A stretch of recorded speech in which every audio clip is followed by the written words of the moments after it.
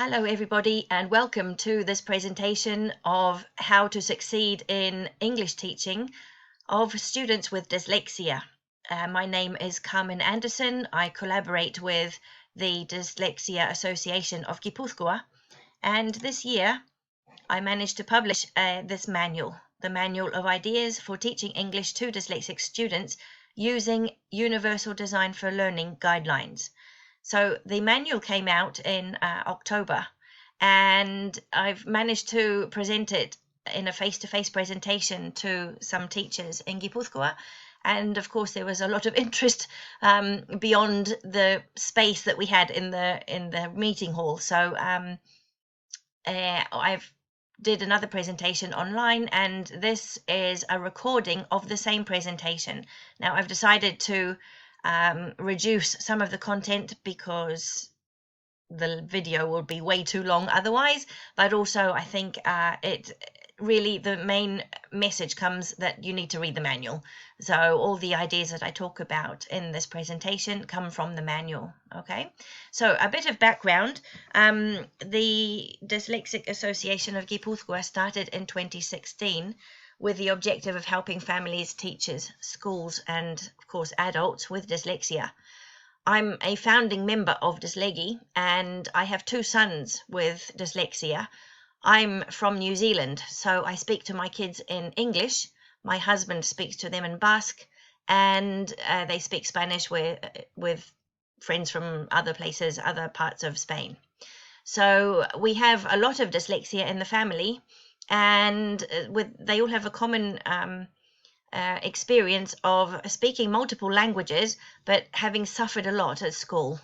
So my objective of starting or being part of the team that started Dislegi was to try and help that situation, to try and not continue with this kind of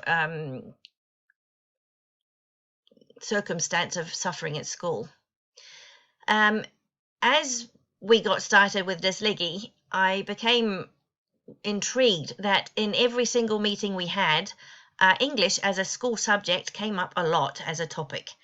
Families and teachers were desperate for help, and they asked me, being a native English speaker and also a teacher, and I really didn't know what to say to help them. So I started investigating and really came up with very little. There are some documents, some published material to help teachers with methodologies and techniques and tricks and tips for teaching dyslexic students English, but it's there's really not that much actually. We have the manual from Murcia, which is very good. There is some material that has come out of the University of Lancaster in the UK.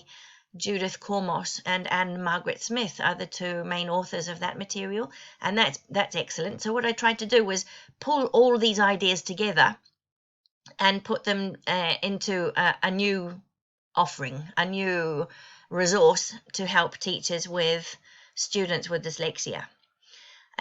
So this presentation is really to go through a little bit the contents of the manual, give some ideas, the background to why we need these ideas and why we need to put them into practice in class. And I hope it will be the start of something big. So I feel the need for a two-way conversation amongst teachers so that I can help you as much as I can, and you can help each other with your dyslexic students. There are so many different approaches to English teaching these days that it would be impossible to prescribe a particular approach as being the only one appropriate for teaching English to dyslexic students. So the idea is to kind of understand what dyslexia is and then look at how we might approach dyslexia in our English language classrooms. Okay, so later on in the talk, I'll mention the ideas I have for opening up the conversation and trying to make a community of English teachers who have dyslexic students, which is basically all of us, and see what I can do to help. Okay, I have to say that I'm not officially an English teacher. I'm a I have a PhD in biology, actually, and I've done my best with this. Any mistakes or any misinterpretation of any report of any kind is purely my own error, and I apologize in advance. Okay, so let's get started. First of all, this is what we're going to do. First of all, we're going to look at why English is so difficult for students with dyslexia. And then, of course, we're going to look at what we can do to help our students succeed. And, of course, all the methods I'll be talking about are listed in the manual. Right, so starting with the question that a lot of teachers ask me, what's it like to have dyslexia? What do my kids tell me about what it's like to have dyslexia? Well, this is the closest approximation that I have found to having to reproducing what it's like to have dyslexia. Okay, so for this you'll need a pen and a piece of paper, and the instructions are as follows. You need to hold your pen in your non-dominant hand, okay, and then lift your feet off the floor, a couple of centimeters off the floor. Then we're going to see a text, and I would like you to copy that into your notebook. You have 1 minute, starting now. There we go.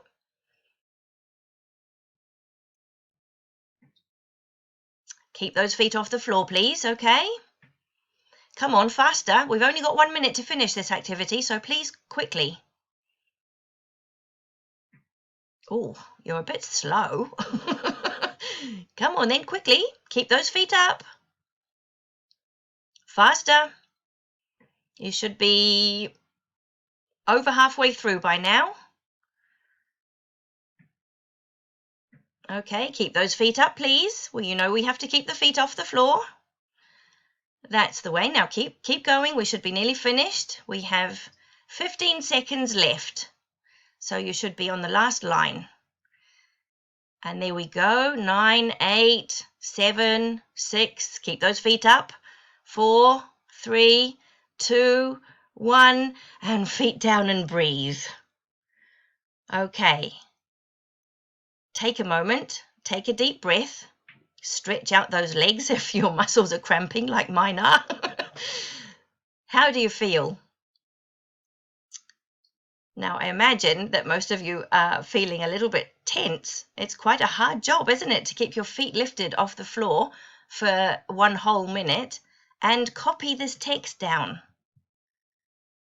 So let's have a look. Obviously, this text is not English. It's a foreign language, and I am assuming that most of us are not familiar with this text. It's actually the Sustainable Development Goal number 4 in Polish, in the Polish language. So Polish obviously is a language, well, for me anyway, it's completely new. I have no idea about anything to do with the Polish language at all. I have some Polish friends, but they all speak English so well that we end up communicating in English, and I'm sorry to say that I've never even asked them about what Polish is like as a language. So we did the activity. We had to write with our non-dominant hand and copy out a language that is quite difficult for us because we don't understand the words at first glance. That is a close approximation to how our students feel in English class. Now, obviously, they have more of a clue about English than we do about Polish, but the feeling of tension, the feeling of not being able to finish the text in the time that we've been given, that pressure that I was putting on you to keep your feet lifted and keep writing and hurry up, that's how they feel every day in English class. So obviously the reaction to that kind of tension, and we will have felt that ourselves too, I think, could be represented by any one of these emojis. Some will think, haha, this is a joke. Some will be thinking, but why am I doing this? This is very confusing. Others will feel sad. Others will just want to run away and hide. Others will be angry or frustrated or frightened or completely bored and think, this is too hard. I don't want to do this. I'm not going to bother. So all of those, I'm sure, are reflected in our own experiences with our students. Next question. What do you think is the prevalence of dyslexia in the population in general? So by prevalence, I mean the percentage of the population that has dyslexia. So it doesn't mean the number of students we have that are diagnosed with dyslexia. It means the actual percentage of the population that has dyslexia. Okay, so in the original presentation, I showed a video from this little boy, Miles. Miles is a great little kid. He's from the UK, native English speaker, and he's also dyslexic. I've put the link for his video in the description of this video, okay, so you can have a look at it, and I encourage you to do it because it gives us quite a few clues about what native English speakers struggle with in learning English, and it's funny too, so it's good for a laugh. Okay, so let's ask Miles. What does Miles say about the prevalence of dyslexia? Well, in his video he says that he has brown hair, like I think he says it's 65% of the population. He has blue eyes, like 15% of the population, and he has a dyslexic brain, like 10% of the population. So according to Miles, and he's quite correct, approximately 10% of the population has dyslexia, whether they're diagnosed or not. So there we go. Now I'm sure you're all thinking, so that means in my class of 25, I should have two and a half, maybe 3 students who have dyslexia.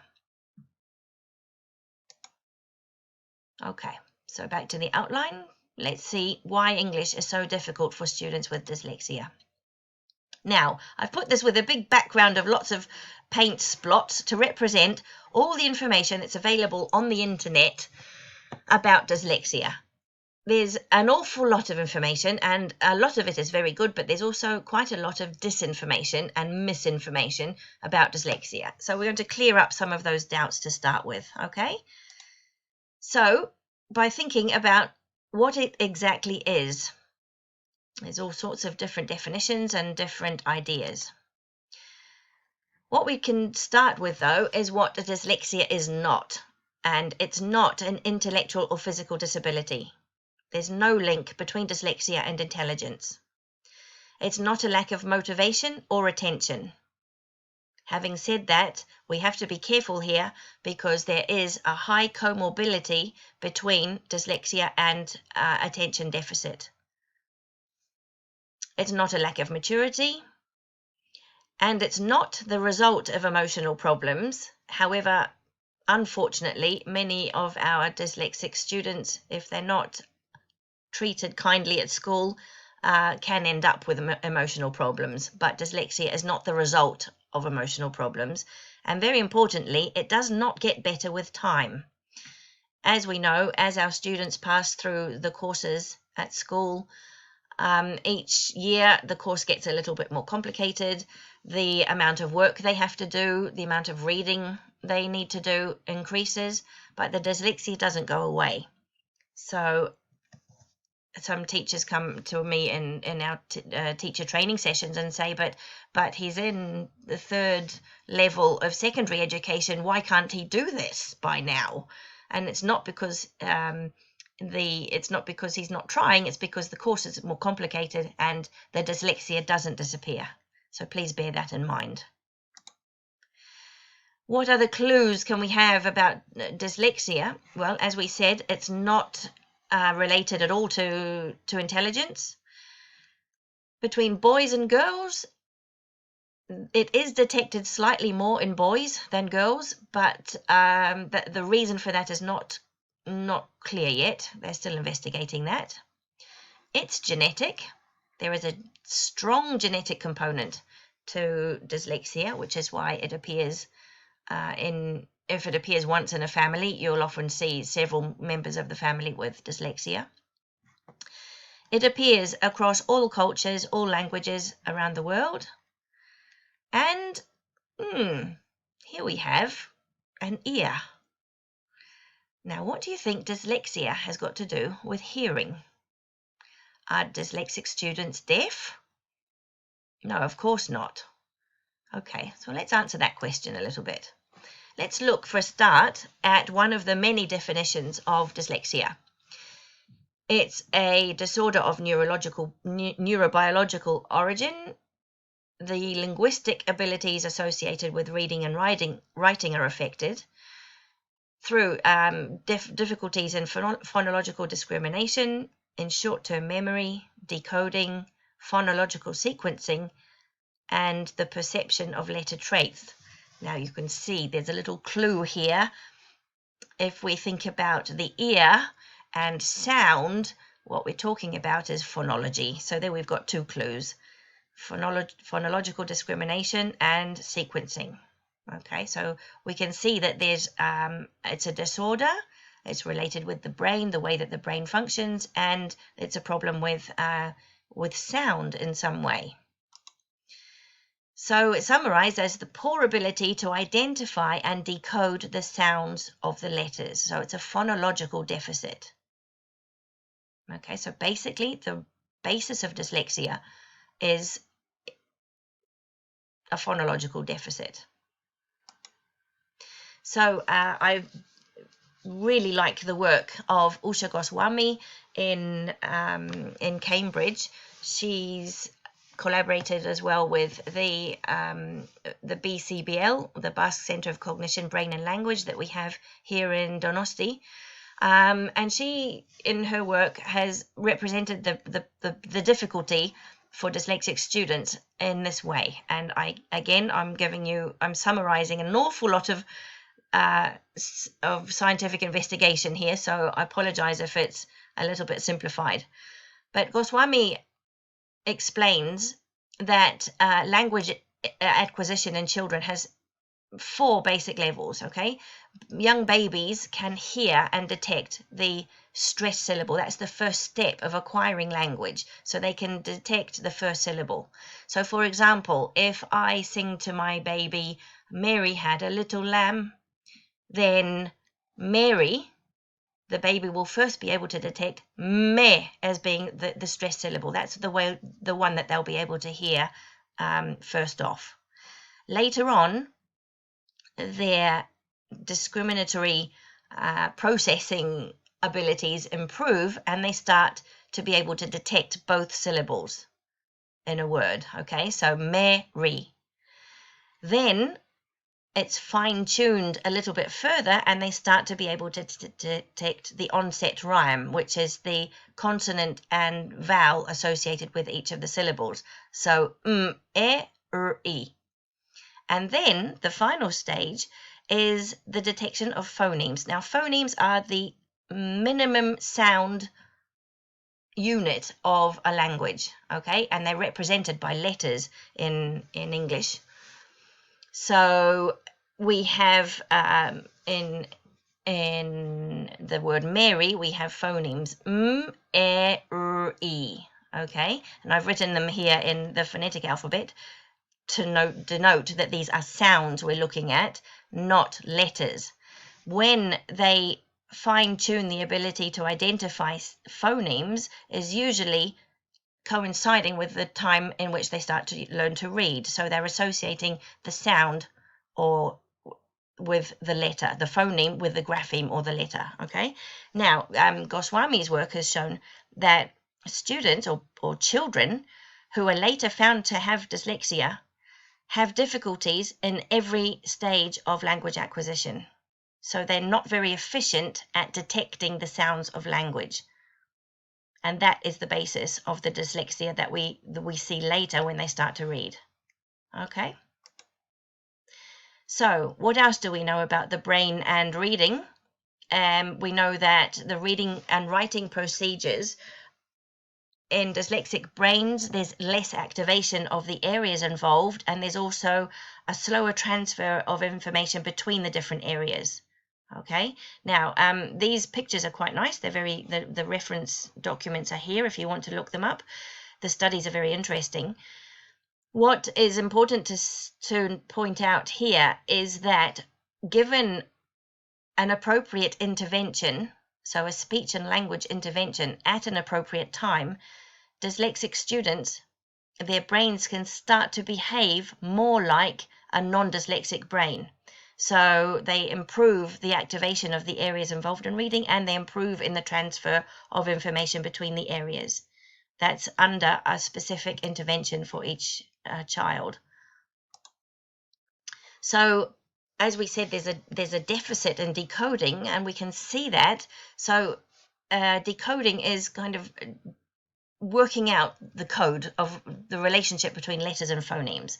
So we know that this letter here is the sound f, and it's represented by this letter here, okay? And this is and it's written as an M, and s as an S, and L as an L, okay? So we've got this code of a link between the letters and the sounds or phonemes. So you can see that reading is really quite a complex process. The first step is obviously this grapheme phoneme conversion.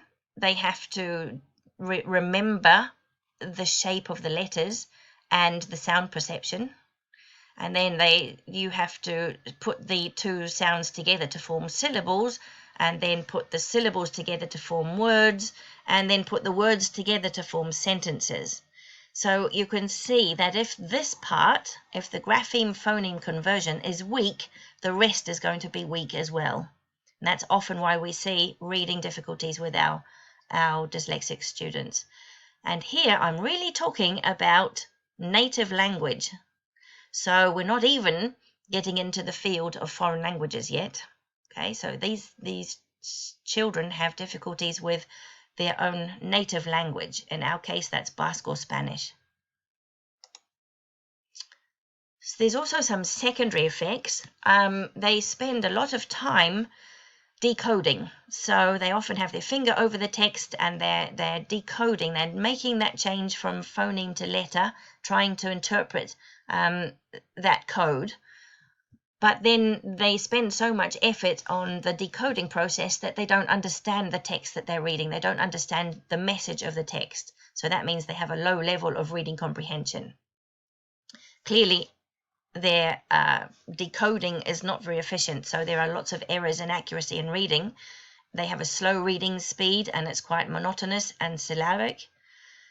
And that means that they have difficulties with vocabulary and general knowledge, because reading is the vehicle through which we capture more vocabulary and we capture knowledge.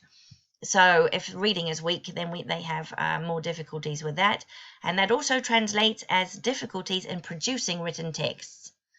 So that obviously that's another common area of difficulty with our students with dyslexia.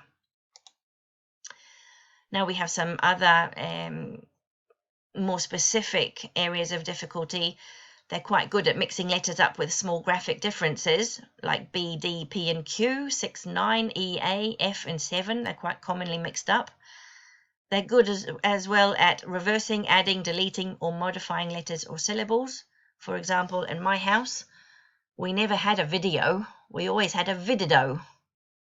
My elder son always put in an extra syllable into the word, and we didn't know it at the time, but that's quite a common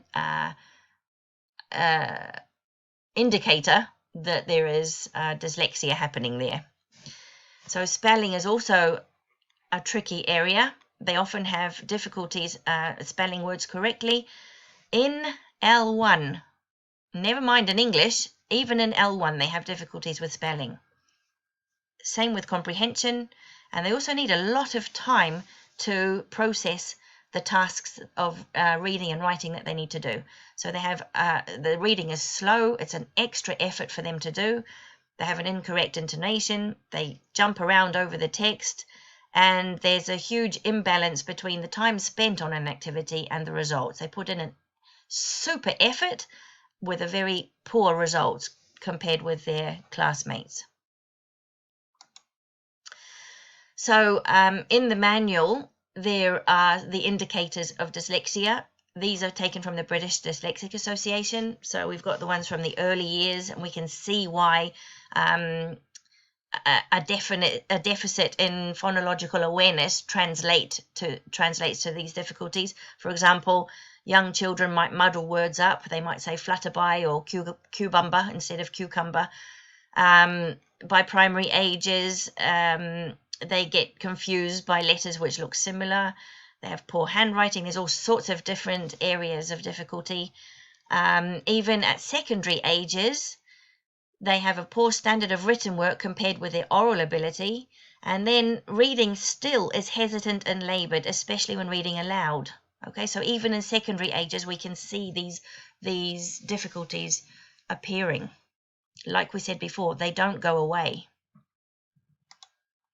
So if we take the indicators from the Good Practice Guide, which is the document that we are currently using in the Basque Country, here we have in infant stages, the number one indicator is a family history of dyslexia. The genetic part of it is the biggest indicator at this point, and we can see an absence of phonological awareness. If we quickly run through these, again, these are in the manual. When we get to 8 to 12 years old, so later primary years, we're looking at obvious difficulties in foreign languages. That's the first time it appears. 12 to 16 years old, again, difficulties in learning foreign languages. If all of these problems are associated with L1, then of course learning a foreign language is particularly tricky. Again, 16 to 18-year-olds, again with foreign languages.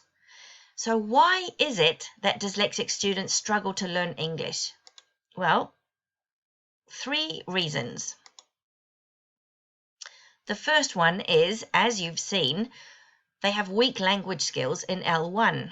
They have memory problems. They have a slower speed of processing. They have difficulty finding the right words in their heads, so that this kind of evocation of language is difficult. They have poor phonological processing skills, which, as we've seen, can lead to slow and inaccurate reading. They have auditory perception, discrimination, and sequencing problems, and they have difficulties with automaticity, syntax, and grammar.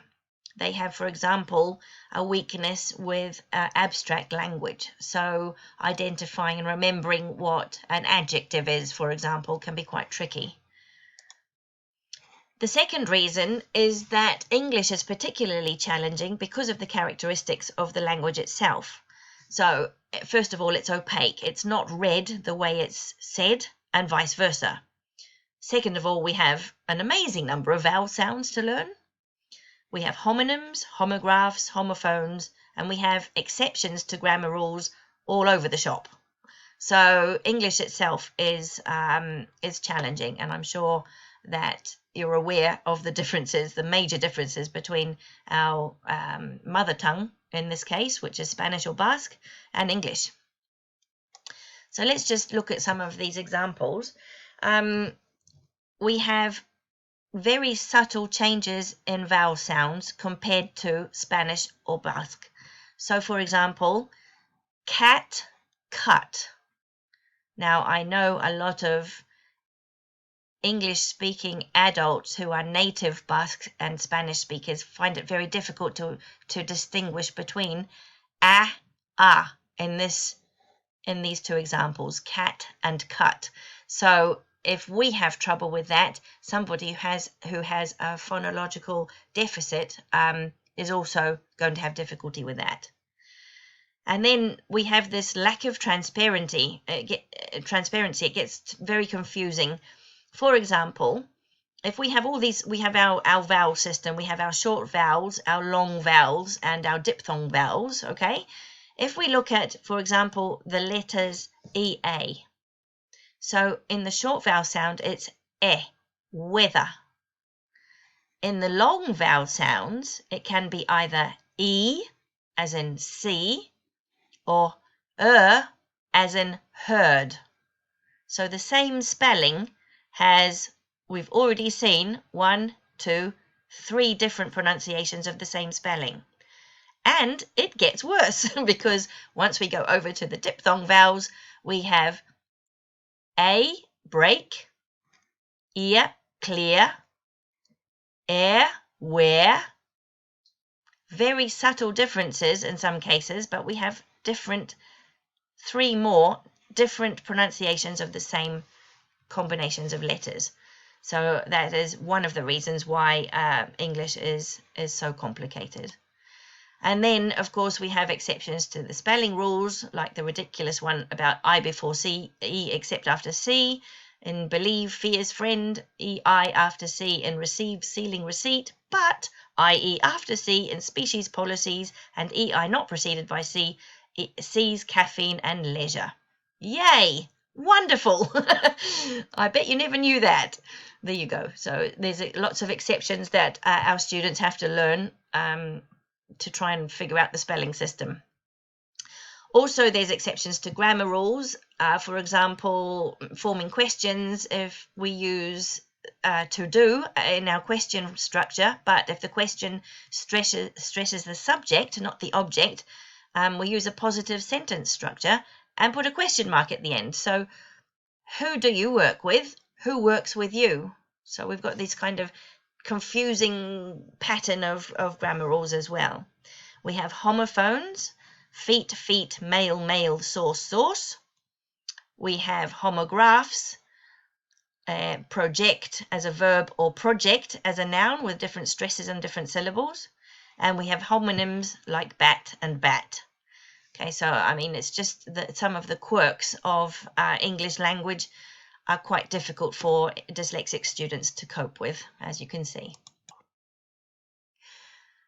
The third reason that English is tricky for dyslexic students is this foreign language learning anxiety. And as Kormos states in her work from 2014, she dedicates an entire chapter to this issue of our emotional response to the things that we learn and the difficulties that dyslexic students have in that context. And she says that basically the role played by the attitudes of peers and teachers in the classroom towards accommodations and towards assistance for students with specific learning differences is very important. It's a key part of them continuing to learn. As she says here in the text in pink, when it comes to individual learners, the most immediate barriers they face are present in the classroom and at school level.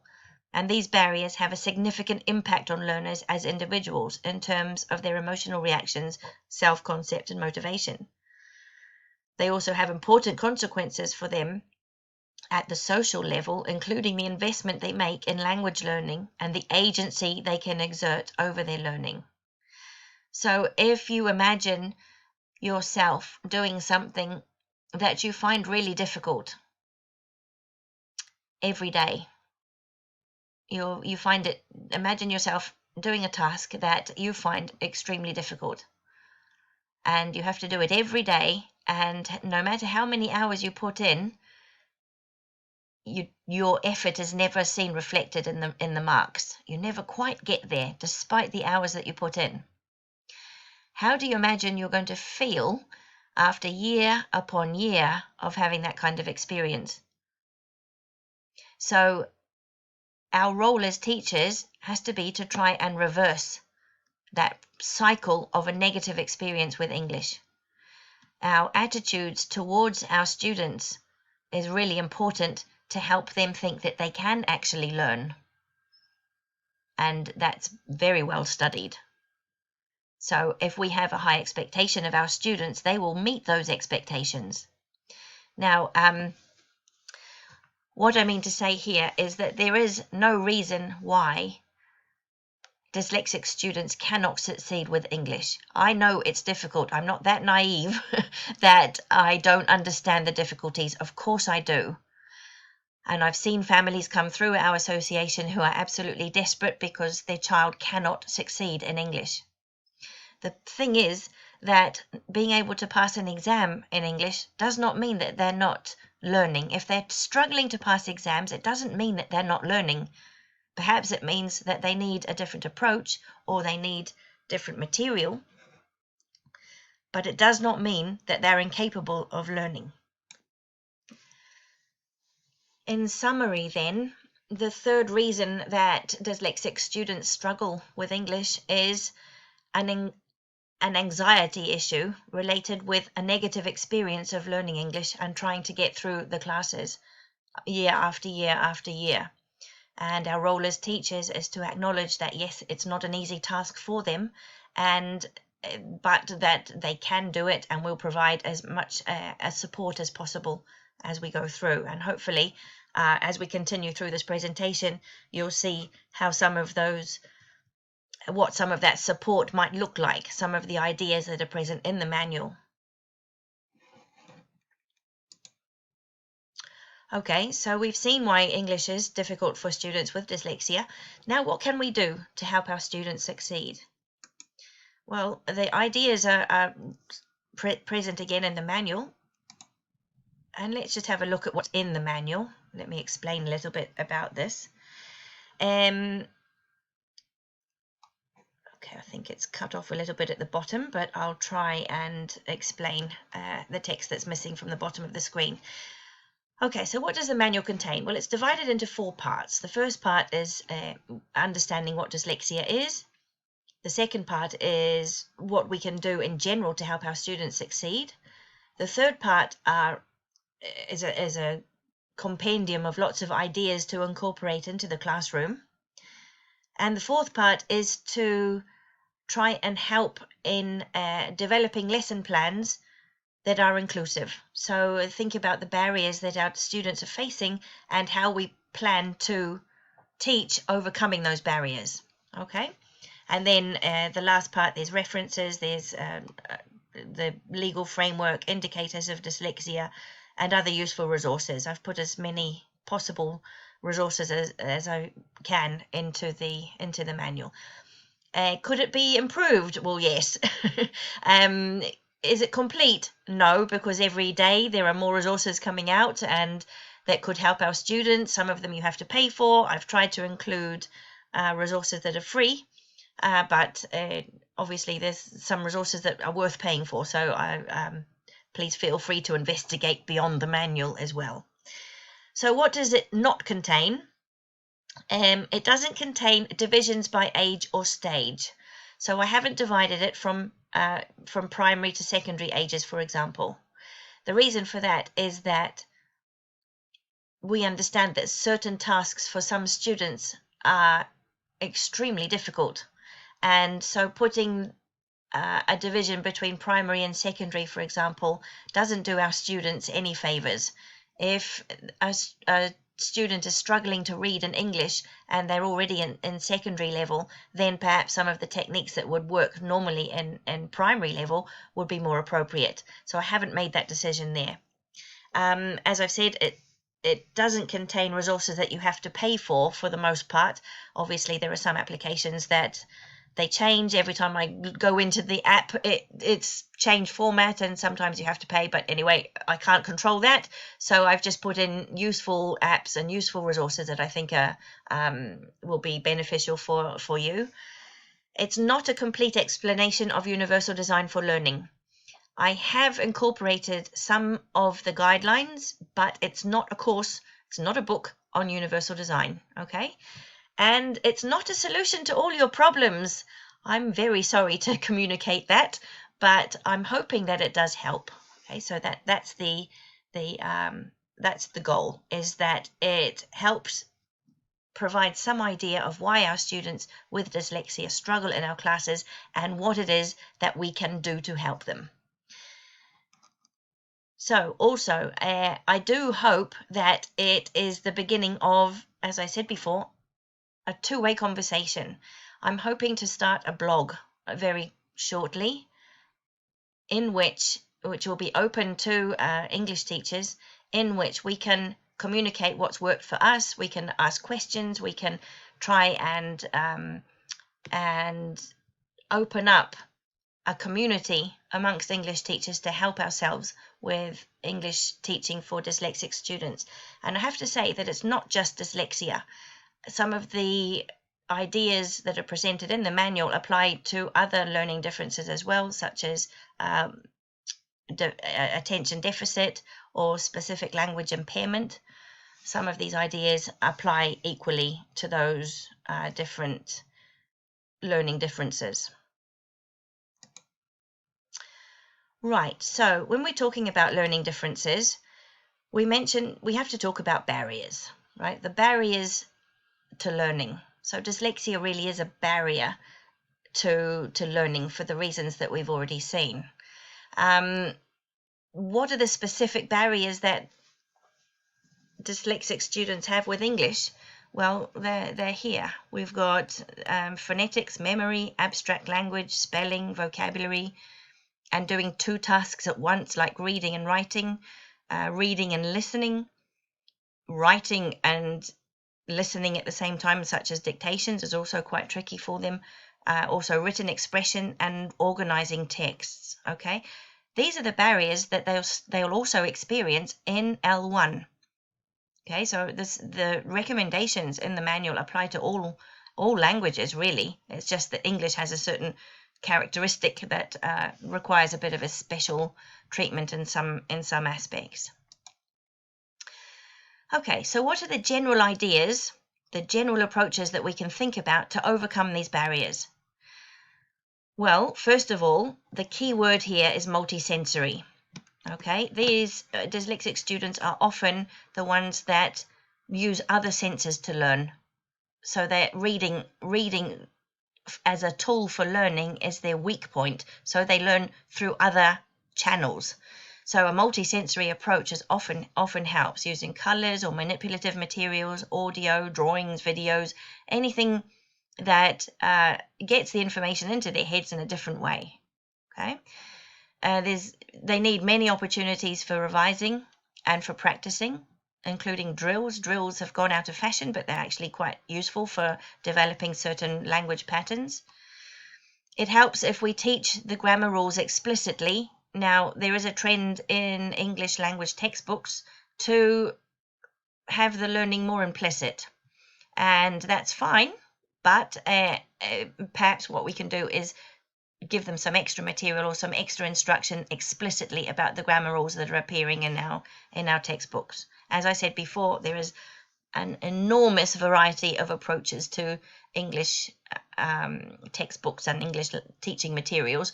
So it's a question of looking at your own teaching materials and seeing what the barriers might be. It also helps to train in learning strategies. The metacognitive approach is always a winner. We have to take care with the structure of our classes in the sense that we don't dedicate an awful lot of the class to any one particular task. So we divide it between reading, writing, learning, reading, writing, speaking, and listening. And we try to ensure that learning is cumulative. Now, I've seen plenty of textbooks which are a terrible example of this, where each didactic unit has a set of vocabulary and a set of grammar that it covers, but then it's quite separate from what carries on in the next didactic unit. It doesn't build on itself. It's just one block at a time that doesn't seem to have its place in the whole wall as very clear. So it would be good to make sure that the learning that your students are doing is cumulative. They're building on what they've already learned to continue. So these are the general ideas. For example, let's look at some specific ideas related to each one. So the multisensory approach, audio, visual, using hands and body, even in secondary school, although I confess that I can't see 14-year-olds doing motion songs like heads, shoulders, knees and toes maybe, but you can try. So obviously adapted to the age that you're teaching, but these are the types of approaches that will work. And I'm not just saying that myself, okay? These are some, and I have to say that we are not agents for any of this material, okay? So I'm not trying to sell you anything. Please don't buy it. But to show you some of the materials that native English students use in class, like these sentence building dominoes, you can see that each part of the sentence has a color code. And over here we've got some examples of word building dominoes in which the base word is, the root word is in yellow, but then the prefixes are in green and the suffixes are in blue to show how words can be constructed.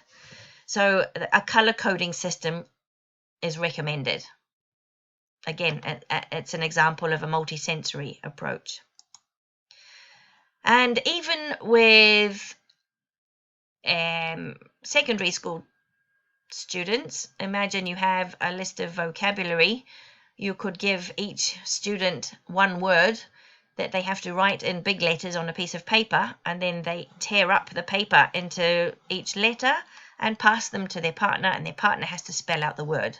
Okay, so it's another way of working on spelling. It's another way of working on vocabulary, but it's manipulative because the student has to move their arms and their fingers to put the words in the right order, or put the letters in the right order. So even this approach would work, for example, with secondary students.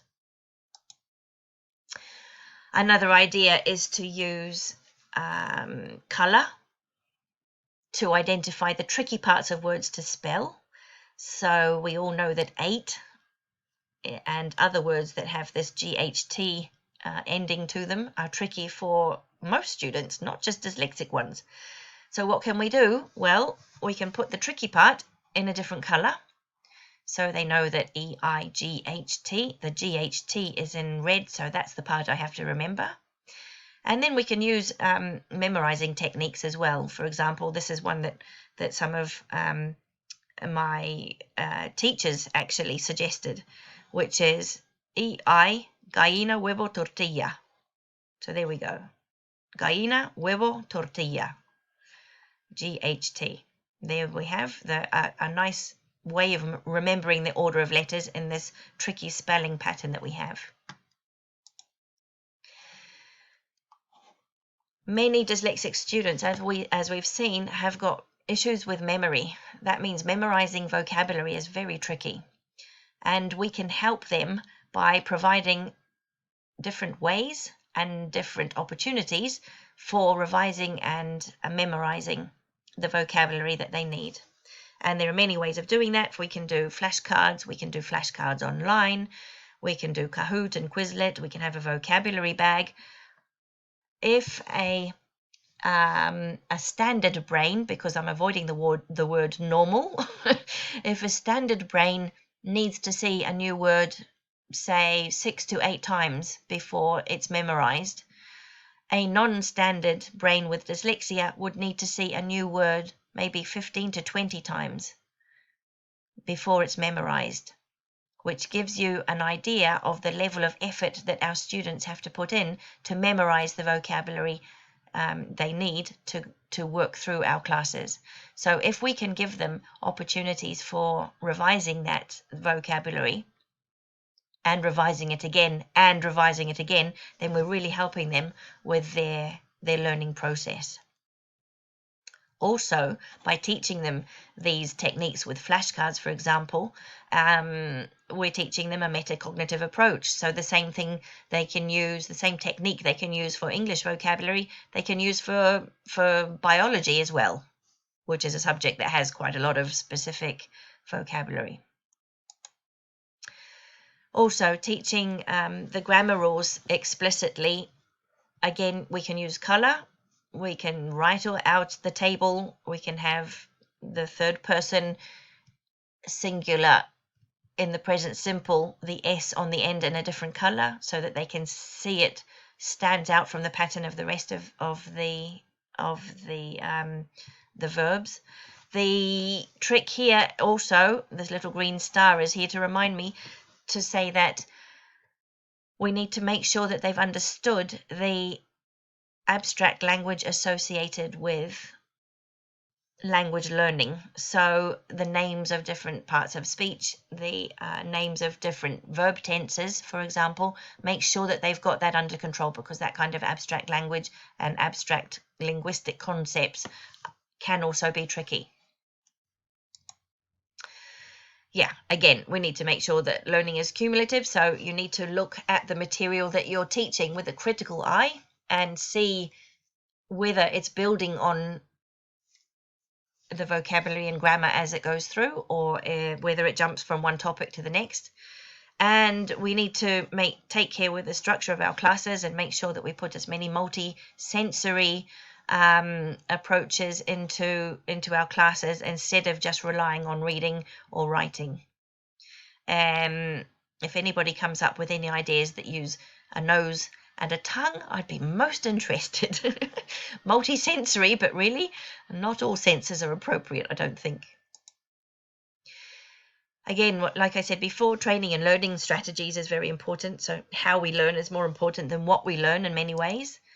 For example, remember that text in Polish that we did at the beginning? Well, here we have the word. I have absolutely zero idea about the phonetics of Polish. So if I'm faced with learning to spell a word or memorizing this word, what would I do to learn this word? Well, of course, the first thing I would do is go into Google and look it up and see if I can find a website that shows how to pronounce it. Once I've got that website and I've practiced the pronunciation, I might have more of an idea of the phonology and the phonetic patterns of Polish as a language. For example, there are a lot of consonants and not so many vowels. So how on earth do they all fit together? So that kind of strategy we can teach our students as well. What works for us in this example is something that we could teach our students too. For example, if they come across words that they don't know how to pronounce, they look it up in an online dictionary or How Do You Say, or one of these specialized websites on pronunciation, and see how it's pronounced. You can try it in a British accent and an American accent and see how that word is pronounced. That's the kind of strategy that we're talking about. So reading and pronunciation, and having said that I haven't divided into different stages, I have done here for this presentation. In the manual I haven't, okay, but in this presentation, just to explain a few ideas. The first one is that in infant and primary and the first stages of primary levels, the really important task that students can learn is pronunciation, is the phonological awareness of English. And it has been shown that if you're working on the phonological awareness of English, as well as Basque and Spanish in our case, then they support each other. Okay, so if you're developing phonological awarenesses of different languages at the same time, then you're not impeding progress in any way. On the contrary, when you start to learn to read, if a student doesn't have the reading process or the decoding process in then their L1, which might be their native language or the language of instruction in school, if they don't have that process really well under control, then starting them learning to read in English will impede the reading process across the board. So the moral of the story is, don't start to learn to read in English until they've got reading in Basque or Spanish under control. Okay, that's quite well studied, and again, it's described in more detail in the manual. Other things, when asking students to read out loud, this is a tricky activity to do because clearly we don't want to put our students on the spot. We don't want them to feel inadequate in class. So I think the best approach is to ask them beforehand if they're prepared to read. If they say no, respect that and ask them to prepare something else or do a different task. Okay, that way that they're not open to criticism by or being laughed at by their classmates, and it doesn't make them feel worse. Also, dictations are quite tricky because, again, they have to listen to what the teacher is saying, write it down, remember how to spell the word, and by the time they've remembered one word, then the teacher is 3 or 4 words down the track and they've lost the thread of the dictation. So please be aware that that is a very, very tricky activity to do, and the best approach for me anyway is to give them the dictation to prepare at home beforehand, so that they have it prepared at home for homework beforehand, and then when they come into class they won't have struggle quite so much. There are all sorts of different ways of approaching reading and pronunciation. The alphabet code, a good model of pronunciation, online dictionaries, audio texts. Sight words are fun. This is something that I've used in workshops with the families from the association, and also learning to chunk words or break them up into syllables so that they learn to pronounce each syllable. These are all recommended techniques as well. Another approach is to teach the grammar terms specifically. So this is teaching this abstract language that they often have difficulties with, like noun, adverb, pronoun, adjective, for example, and teach the subject, verb, object, word order. Okay, so even from very young ages, you can practice this, because once they get the idea of, in English, the subject does the verb to the object, it helps them also with reading comprehension techniques, because you can say, okay, first of all, find the verb, who's doing the verb, to what, or where, or how, or to whom, and all the information that comes after the verb. But at least they have a more of a chance of understanding the text if they can identify the verb and who is doing that verb. Okay, so we use, again, multisensory channels with colors, help with memorizing new vocabulary, reading comprehension strategies, and we've got plenty of programs that will help our students understand text by letting them listen to the texts while they read. There's plenty of examples of those in the manual as well. Writing, also a very tricky activity for our students. They're typically the students that write very little. It's quite poorly structured, and so they need a lot of practice at this, and they need to be taught how to write specifically. So of course we use templates, we use scaffolding, and with the idea when they get to the upper age groups, and perhaps they have to do selectividad, or they have to do other official exams, where they learn how to self-scaffold their texts. This is something I've worked on a lot with my own kids and also with families from the association. So let's look into that in a little bit more detail. This is what my son tells me happens when he sits down to try and write something, right? He's sitting there for hours and he ends up with more crumpled paper in the bin than text on the page. First of all, his ideas are all in a big scramble, and he has trouble sorting out the order in which to write down his ideas. Second of all, they're all in this big traffic jam, so he has to try and figure out his ideas first and work them all out. The words that he needs are all stuck in his head. He can't get the first word out or the first idea out. Then, of course, he has to write them out correctly and spell them correctly, and it takes an awful lot of time to do that. An awful lot of time. And my son explained this to me in great detail, his process of learning to write something, anything, an essay or a report or a letter or anything he had to do at school. This is what happened. And I have to say that it coincides with other students that have explained the same thing, that they find parts of the writing process to be quite complicated and they don't really know where to start. So what we can do is we can use two different ideas, basically the same approach but in two different ways.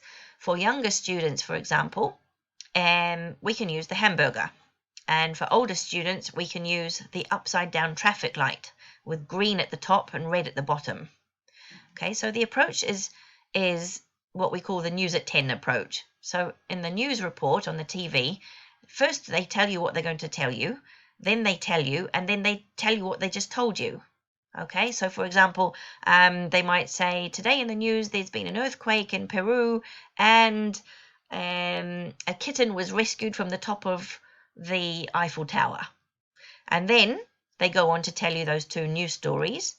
And then they conclude by saying, well, today in the news, we've seen that there was an earthquake in Peru and a kitten was rescued from the top of the Eiffel Tower, or whatever the news story is. Okay, so we can follow the same structure, but using the hamburger. So the hamburger, you start with the top bun, okay, and then you've got all these layers of meat and cheese and tomato and lettuce, and each one of those is a story that you're telling, and then you finish with the bottom bun. Okay, so for younger students, that's quite a nice graphical way of representing the text that you're going to write. Okay, for older students, we start with the traffic light. So we start with green. Green means go.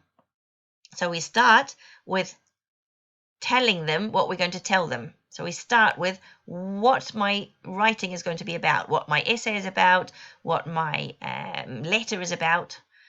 Then we tell them, which is the yellow bit, and then we stop. Red for stop. So we conclude our writing. We tell them what we just told them. That's our conclusion. So we can use this types of structure. I've actually printed out strips of paper on green and yellow and red to help the students see where their essays can be structured, for example, and it does help a lot. So we can give them some scaffolding as well. We can give them the first part of the words or the sentences that they need to write so they can fill out the rest. And then the goal is to get them to do this, which is self-scaffold. So in the green part, which is the introduction to my text, I'm going to write some questions. What am I going to write about? What am I going to say? The yellow part, what's the first idea I'm going to write about? What's the second idea? And then the red part, what have I just written about? What are my conclusions? So they have the questions there. Then they write their text after the question. Then they delete the question and they've got the text. So, of course, they'll need to add in some linkers and connectors and make it flow well, but at least that gives them the basic structure of a report. This is a very useful technique for when they're going to do essays and selectividad, or when they're doing their final dissertation in their degree course, or whatever it is they're doing. Okay, so this is the goal, is to try to get them to understand how to structure their texts and then not get lost in the process. This is also described in detail in the manual. There are also a lot of useful ICT tools. This is in the manual as well, and then in another part there's links to all of these different programs that are quite useful for your students. We can use different techniques as well. Make sure that we use a nice clear font and a good size. We can give them visual aids and templates, use text to speech. We can encourage collaborative learning techniques. There's all sorts of different ideas. These are also in the manual. And that's it.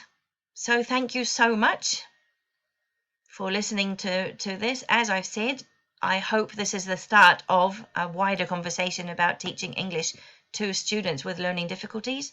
Please feel free to get in touch with me by writing an email to this email address, which is dislegi@gmail.com. And I will be posting access to the blog as soon as I possibly can. Thank you so much for your attention. I hope it's been useful, and I hope to have more contact with English teachers in the near future. Thank you so much.